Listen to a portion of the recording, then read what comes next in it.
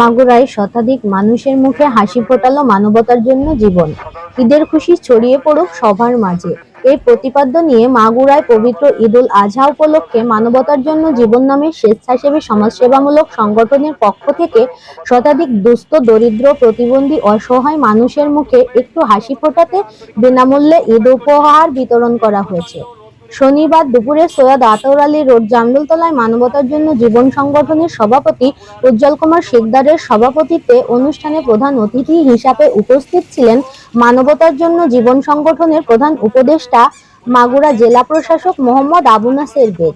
সংগঠনের সাধারণ সম্পাদক সাংবাদিক লিটন ঘোষ জয়ের সঞ্চালনায় অনুষ্ঠানে বিশেষ অতিথি ছিলেন সহকারী কমিশনার ও এক্সিকিউটিভ ম্যাজিস্ট্রেট মোহাম্মদ মোজাহিদুল ইসলাম, সহকারী কমিশনার ও এক্সিকিউটিভ ম্যাজিস্ট্রেট মোহাম্মদ সাইদুন্নবী জোহা, মাগুরা যে প্রেস ক্লাবের সাধারণ সম্পাদক শামীম খান, অ্যাডভোকেট কাজী মিহির, অধ্যাপক উত্তম কুমার বিশ্বাস, সমাজসেবক প্রদীপ শিকদার, নারী নেত্রী হাসি বিশ্বাস, সংগঠনের সদস্য রিপন ঘোষ, শ্রাবণী বিশ্বাস, দেবদুলাল শিকদার, শান্টু, প্রসেনজিৎ সিংহ, দীপ বিশ্বাস, বাঁধন রায় সহ অন্যান্যরা।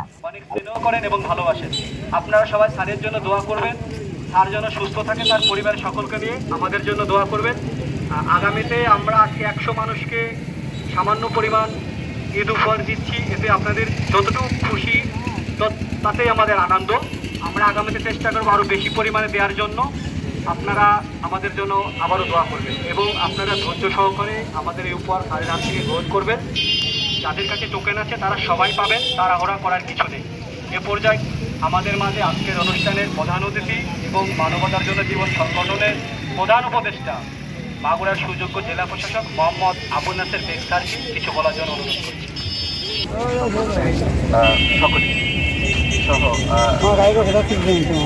আমাদের উপকারভোগীরা দাঁড়িয়ে আছে, আমরা তাদের সাথে কথা হবে।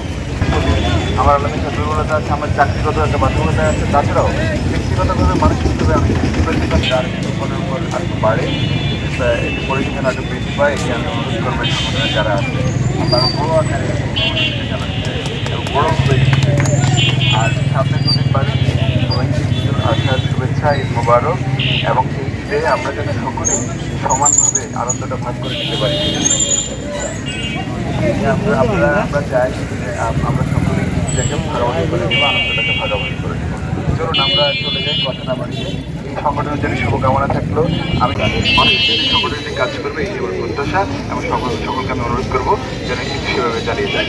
কথা না বাড়াই সকলের জন্য আবার এই মোবারক জানিয়ে আমি আমার বক্তব্য শেষ করছি। বাংলাদেশ কৃষিজীবী হোক, জয় বাংলা।